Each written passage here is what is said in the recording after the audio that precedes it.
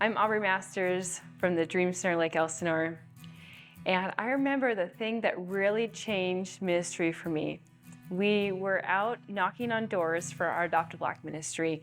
We just go into the community, we knock on doors, we meet people, we say we find a need and fill it, find a hurt and heal it. So we're there to meet needs and through that build relationship. And we started building relationship with this gal named Michelle. And Michelle had become a Mormon because she said, those are the only people that come to my door. And I thought, how sad. The Mormons are taking ground in our city. They're taking over lives because they're the ones that are engaging people in our city. I want to be the one who knocks on the door and engages with people. And so that changed my perspective of ministry of, wow, people are not going to come to the doors of our church. We need to go to their doors.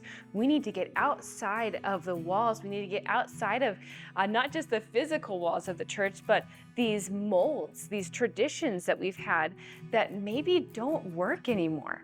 And we need to get into the spaces where people are, even if it's their own door.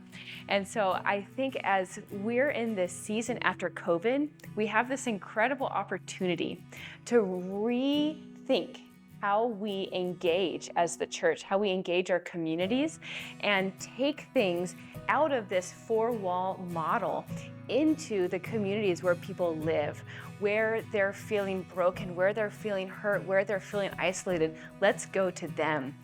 So I would encourage you, whatever you're stepping into in this next chapter post-COVID, go for it with some passion and some incredible whimsy. You think of, if you guys have read Love Does by Bob Goff, he talks about whimsy, how love just does and it goes.